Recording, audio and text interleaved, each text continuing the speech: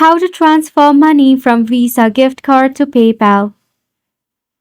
Hey guys, welcome back to the channel, and let's get right into this tutorial. To transfer the money from your Visa gift card to your PayPal, sadly there is no any direct way to transfer it.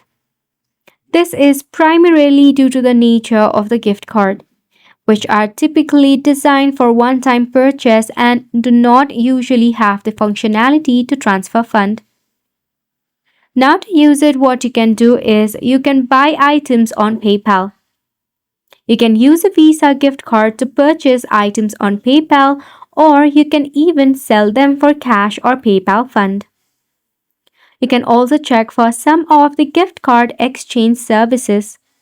Some of the online marketplace or gift card exchange service might allow you to sell your Visa gift card for cash or PayPal fund. However, these services often charge fees and might not always be reliable.